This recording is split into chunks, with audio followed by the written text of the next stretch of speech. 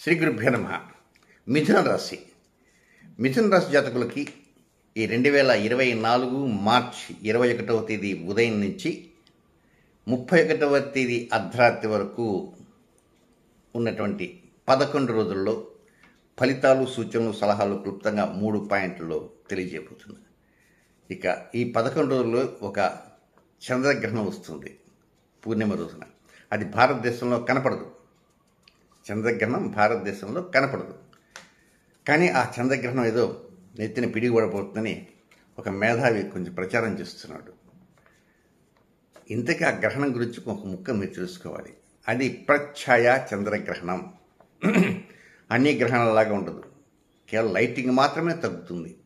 100% వెలుగుతూ ఉండేటువంటి గ్రహణం ఒక 70% లైటింగ్ తగ్గుతుంది. 30% మాత్రమే ఉంటుంది. వెలుగు తగ్గుతుంది. క్షీణించిన చంద్రుడు లాగా ఉంటుంది. క్షీణకాంతి కనుక ఆ క్షీణకాంతిలో ఉంటాడు చంద్రుడు. అంతకు తప్ప సమస్య అంటే ఏముంటుంది. ఎక్కడ ఆందోళన చెందాల్సిన అవసరం లేదు.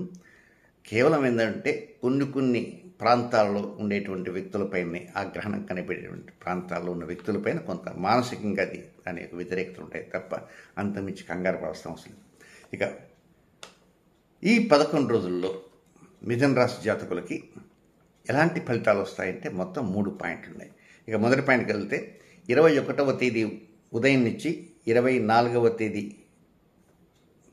మధ్యాహ్నం 2:20 వరకు ఉండేటువంటి సమయం అంతా కూడా కొంచెం తోబుట్టువులతో కానీ మిత్రులతో కానీ ఏదైనా తెలియజేయాలన్నా, కమ్యూనికేట్ చేయాలన్నా పరిస్థితులతో అనుకూలంగా ఉంటాయి. చాలా కాంతి వేచి ఉంటారు. ఏదో ఒక విషయం చెప్పాలనో, లేదా ఒక విషయం రాబట్టాలనో, లేదా మీ నిర్ణయాలకు సరైనటువంటి కొంత రంగు, రుచి, వాసన లాంటి అర్థాలనో, ఏదైనా కొంతవరకు ఒక కలరింగ్ ఇవ్వాలనో, అలాంటి ఆలోచన మీ మనసులో ఉంటే అలాంటి ఆలోచనలకి తుది రూపం ఇవ్వటానికి ఈ 2-3 రోజులు మీరు ఎన్నుకుంటారంటే దాని మీద ఆ రోజు ఏమని డబ్బు ఖర్చు పెట్టాలని కాదు, కొంచెం ఒక ఫైనల్ డెసిషన్ తీసుకుందాం అనేటువంటి ఆలోచనతో ఉంటారు. అది ఉద్యోగం కావచ్చు, వ్యాపారం కావచ్చు, గృహ మార్పిడి కావచ్చు, నూతన కన్స్ట్రక్షన్ కావచ్చు, కొత్త వెహికల్ కొనటం కావచ్చు. దీంతో ఇలాంటి విషయాలు లోపల అంతర్గతంగా పెట్టుకుంటారు. మాట్లాడేది మాత్రం మిత్రులతోటి, తోబుట్టువులతోటి, వారితో మాట్లాడతారు. వారి యొక్క అనుభూతులు ఎలా ఉన్నాయి. మీరు అసలు విషయం చెప్పరు. ఇల్లు కొందామనో, వాహనం కొందామనో, ఇల్లు అమ్మేద్దామనో ఇది చెప్పకుండా, ఏమంటే ఆ వెహికల్ చాలా బాగుందట, చాలా ఉంటున్నారు, ఎరా నువ్వేమైనా కొంటావంటే కాదు తెలుసుకుందామని, just to know the fact, అంతవరకే. సో ఈ ప్రకారంగా 21, 22, 23 గడిచిపోతుంటాయి. అయితే ఇక్కడ గడిచిపోయటంలో ఒక చిన్న తిరకాసు ఉంది. ఆ తిరకాసు ఏమిటంటే శనికుజుల యొక్క సంఘర్షణ ప్రభావం వలన ఆ తిరకాసు ఉంది. ముఖ్యంగా గుర్తుపెట్టుకోండి. 21వ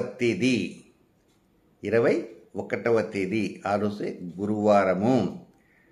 ఆ 21వ తేదీ 2 అంశాల మీద మీరు దృష్టి జాగ్రత్తగా ఉండాలి. మీరు మాట్లాడే సమయంలో ఎదుటివారు మనవారైనా, ఎదుటివారు వేరేవారైనా కొంచెం వారిని హేళనగా మాట్లాడవద్దు. నువ్వెంత, నీ అధికారం ఎంత, నీకు దిక్కును చోటు చెప్పుకోపో అనేటువంటి రీతిలో మాట్లాడుతుంటారు. వద్దు. వారు మీకంటే తక్కువ స్థాయిలో ఉన్నవారు కావచ్చు, వారు మీకంటే అధికమైనటువంటి స్థాయిలో ఉన్నవారు కావచ్చు. కేవలం గౌరవప్రదంగా మాత్రమే మీ యొక్క సంభాషణ ఉండాలి. ఇప్పుడది 21వ తేదీ శని కుజుల సంఘర్షణ ప్రభావం 21వ తేదీన ఉదయం నుంచి రాత్రి పడుకోబోయేంత వరకు మీతో మాట్లాడే ప్రతి వ్యక్తితో మీ యొక్క సంభాషణ గౌరవప్రదంగా ఉండాలి. అది ఒకవేళ ఇన్ కేసు ఆవేశం కొన్ని సందర్భాల్లో వచ్చిందనుకోండి, కానీ ఆ స్థాయి దాటకూడదు. ఎదుటివారి వ్యక్తిత్వాన్ని కించపరిచే విధంగా ఉండకూడదు. అక్కడ ఏదైనా వర్క్ మీద తప్పు జరిగితే వర్క్లో ఇటు జరిగిందంతవరకు తప్ప అతనికి వ్యక్తిత్వాన్ని కించపరిచే విధంగా మాత్రం మాట్లాడవద్దు. వారి తల్లిదండ్రులను కానీ, వారి బిడ్డల్ని కానీ, నీకు గతి లేక వస్తే నేను సాకుతున్నాను ఇలాంటి వద్దు. వీళ్ళంటున్నాను ఇట్లా తప్పు చేస్తే ఎట్లా, ఏమంటే అట్లా మాట్లాడకుండా పోతే మామూలు గట్టిగా అనకపోతే నెత్తినెక్కి కూర్చుంటారండి అంటారు. నిజమే, మీరు చెప్పింది కూడా కరెక్టే, అంగీకరిద్దాం. కానీ శనికుజుల సంఘర్షణ ప్రభావం కారణంగా అలా మాట్లాడకుండా, అంటే ఎలా, మామూలుగా గట్టిగా తీవ్రంగా మాట్లాడితే, నెమ్మదిగా తీవ్రంగా మాట్లాడితే, అంతముందాక వాడు పడి ఉన్నట్టు ఉంటాడు. వాడికి ఉన్న పరంగా అవతల వ్యక్తికి రోషం పెరిగేదిను, ఏదో ప్రకారంగా కొంచెం ఎదురు తిరుగుతారు. లేదా ఇష్టాలైతే చెప్పండి, పని నుంచి డ్రాప్ అయిపోతాను అన్నా అనుకోండి, మీరేం చేస్తారు? హోటల్స్ ఉంటాయి, హోటల్స్ మెయిన్ ఉంటాడు కుక్, మాస్టర్ అంటారు. వాడి కనుక కోపం వచ్చి వెళ్ళిపోయాడు అనుకో, మన హోటల్ మూతపడుతుంది. ఇమీడియట్ కుక్ రాడు, కష్టం. కనుక ఇలాంటివి ఎన్నో రకాల ఆలోచన చేయాలి. కనుక బాబు అంటాం, మంచి మాటలు చెప్పటం. కనుక తన కోపమే తన శత్రువు, తన శాంతమే తనకు రక్ష. సో హింట్ ఏమిటంటే, శనికుజుల సంఘర్షణ ప్రభావం కారణంగా 21వ తేదీ ఆవేశపడవద్దు, అది గుర్తు. నెక్స్ట్ 2వ పాయింట్కి వెళ్దాం. 24వ తేదీ మధ్యాహ్నం 2:20 ప్రారంభమై 29వ తేదీ మధ్యాహ్నం 2:09 వరకు ఉన్న సమయం అంతా కూడా ఇది కొంచెం వెనకాలుగానే ఉంటుంది, వెనకంజగానే ఉంటుంది. ఫేవరబుల్గా ఉండదు, అన్ఫేవరబుల్గా ఉంటుంది. దేంట్లో? ఉద్యోగంలో, వ్యాపారంలో, వ్యవహారాలలో, ఆరోగ్యాలలో, అద్దె ఇంట్లో, సొంత ఇంట్లో, వాహనంలో, సంతానంలో. ఇదంతా కూడా ఈ 2వ పాయింట్ కొంచెం అనీజినెస్ ఎక్కువ, సోమర్థనం ఎక్కువ. ఒక్కోసారి ఉద్యోగం పైన విరక్తి కూడా వస్తుంది. కొంతమంది రాజీనామా మార్చాకరితో రాజీనామా చేద్దాం అనుకునే వాళ్ళు ఉంటారు. ఆ తర్వాత ఎట్లా? ఆ తర్వాత సంగతి ఒకటే. కనుక తొందరపడి నిర్ణయాలు అనేటువంటి తీసుకునే వరకు ఉంటారు. కానీ ఈ పాటికి నిర్ణయాలు తీసుకొని ఉన్నారనుకోండి, ఈ పాటికి సైన్ చేయాలి, రాజీనామా అంటే సైన్ చేసి ఇవ్వాలా. ఇన్ కేస్ సైన్ చేసే ఉన్నారనుకోండి, దాన్ని ఏదన్నా మళ్ళా ఆ పేపర్ని విత్డ్రా చేసుకోవడానికి అవకాశాలు ఉన్నాయా, అది కూడా ఆలోచన చేయండి. తొందరపాటు తరం వాళ్ళు చేస్తుంటారు, ఇప్పుడు నాలుగు ఖర్చుకుంటారు. కనుక ఏదైనా హెల్త్ విషయాలను కూడా కొంచెం జాగ్రత్తగా ఉండాలి, అప్రమత్తంగా ఉండాలి. అదేమిట్లా డాక్టర్కి కార్డియాలజిస్ట్ అక్కడ పోయిన తర్వాత అక్కడ ఏదో రాస్తాడు, పరిగెత్తిస్తాడు, ఆ మిషన్ మీద అది ఇది, దానివల్ల మనకు కాల్పు పెరుగుతుంది, గుండె కొట్టుకోవటం, ఇట్లా రకరకాలుగా మాట్లాడుతుంటాడు. కనుక మీకు ఏదన్నా కొంచెం అనుమానం ఉంటే సెకండ్ డేనే వెళ్ళండి డాక్టర్ దగ్గరికి. సెకండ్ డే కదా, ఆ టైంలో వెళ్ళండి. తాత్సారం మాత్రం చేయవద్దు.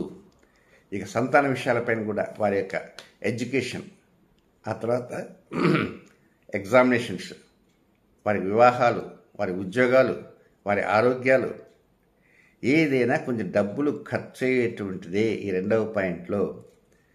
కనుక కొంచెం అప్రమత్తత అవసరం. మీ ఆరోగ్యంలో కూడా కొంచెం జాగ్రత్తలు తీసుకోవాలి. వాహనం కూడా జాగ్రత్తగా ఉంది, అది రిపేర్లు ఉన్నాయి ఏమిటి, ఇలాంటి అంశాల మీద కూడా కొంచెం దృష్టి ఉంచడానికి ప్రయత్నం అంటూ చేయండి. ఇక నెక్స్ట్ 3వ పాయింట్కి వెళ్తే, 29వ తేదీ మధ్యాహ్నం 2:09 ప్రారంభమై 31వ తేదీ అర్ధరాత్రి వరకు ఉన్నటువంటి ఇదంతా కూడా నెలాఖరు అయినప్పటికీ కొంత ధైర్యం ఉంటుంది. ఏమిటి ధైర్యం తెలుసా? ఇది బాకీ తీరుతుంది, రుణభారం తీర్చగలను, తీరడానికి అవకాశాలు ఉన్నాయి, వర్రీ కావాల్సిన అవసరం లేదు అని మీ అంతటా మీరే, నేను చెప్పడం కాదు, మీ అంతటా మీరే చెప్పుకుంటారు. మీ అంతటా మీరు ఎలా చెప్పుకుంటారు? మీకు ఏదో సోర్స్ కనపడుతుంది. రుణం ఉంది, ఒక 3 లక్షల రూపాయల రుణం ఉంది, మరి అది తీర్చాలా, లాస్ట్ డే ఇది, అవకాశాలు లేవు. కానీ ఏదో భగవంతుడు దయవలనో లేకపోతే మీకే ఆలోచన రావటమో దాన్ని ఏదో వాయిదా వేయటం ఏదో చేసి కొంత టైం రావటం జరుగుతుంది. కనుక కొంత రుణభార ఎప్పటికైనా తీరుస్తామనేటువంటి ప్రగాఢ విశ్వాసం కూడా ఈ సమయంలో రావడానికి అవకాశాలు ఉన్నాయి. దీనికి తోడు శత్రు విజయం పొందడానికి అవకాశాలు మెండుగా ఉంటాయి. శత్రు విజయం పొందడానికి, ఒక విధంగా శత్రు విజయం పొందుతూ కూడా ఉండటానికి కూడా అవకాశాలు వస్తుంటాయి. సో ఎనీహౌ మొత్తం మీద ఈ 11 రోజుల్లో చిట్ట చివరి 3 రోజులే కొంచెం అనుకూలంగా ఉంటుంది. మొదటి పాయింట్ కొంత అనుకూలమే, మొదటి పాయింట్ కంటే 3వ పాయింట్ మరింత అనుకూలంగా ఉండేటువంటి అవకాశాలు ఉంటాయి. ఇకపోతే కొన్ని నక్షత్రాలు ఉన్నాయి. ఈ మృగశిర నక్షత్రం 3-4 పాదాలు, ఆరుద్ర పునరుసు వారికి ఎట్లా ఉన్నాయి, ఏ రోజులు వ్యతిరేకతలు, అవి కూడా తెలుసుకుందాం. మృగశిర నక్షత్రం 3-4 పాదాల్లో జన్మించినటువంటి వారికి 23వ తేదీ ఉదయం అంటే వేకుంజామున 4:28 మొదలై 24వ తేదీ ఉదయం 7:34 వరకు ఇది అనుకూలమైన టైం కాదు, అన్ఫేవరబుల్ టైం. రొటీన్ కార్యక్రమాలు చేసుకోవచ్చు. నెక్స్ట్, ఆరుద్ర నక్షత్రంలో జన్మించిన వారికి 24వ తేదీ ఉదయం 7:34 నుంచి 25వ తేదీ ఉదయం 10:35 వరకు వారికి అన్ఫేవరబుల్ టైం. రొటీన్ కార్యక్రమం చేసుకోవచ్చు. ఇక పునర్వసు నక్షత్రం 1, 2, 3 పాదాల్లో జన్మించిన జాతకులకి 24వ తేదీ ఉదయం 10:38 మొదలై 26వ తేదీ మధ్యాహ్నం 1:34 వరకు ఇది అనుకూలమైనటువంటి సమయం కాదు. రొటీన్ కార్యక్రమం మాత్రం చక్కగా చేసుకోవచ్చు. కొత్త కార్యక్రమాలు శ్రీకారం చుట్టకూడదు. ఇవి నక్షత్రాల ప్రకారం చెప్పే సమయాలు. ఇవి కాకుండా మరొక 2 సమయాలు ఉన్నాయి. ఆ 2 సమయాలు ఏ నక్షత్రం వారికైనా వర్తిస్తాయి. అందులో మొదటిది 24వ తేదీ ఉదయం 9:54 నుంచి 24 రాత్రి 11:13 వరకు. ఇక రెండవది 28వ తేదీ ఉదయం 6:04 నుంచి జస్ట్ కాఫీ తాగే టైంగా స్టార్ట్ అయిపోతుంది. 28వ తేదీ ఉదయం 6:04 నుంచి సాయంత్రం 6:56 వరకు ఇది అనుకూలమైన సమయం కాదు. రొటీన్ కార్యక్రమం చేసుకోవచ్చు. ఫైనల్గా శనికుజల సంఘర్షణ ప్రభావంగా గమనించవలసినటువంటి ఎంత చెప్పాం కనుక వీలైనంత వరకు ఈ పాటిస్తూ కొన్ని జాగ్రత్తలు తీసుకోవడానికి ప్రయత్నం చేయండి. శుభం.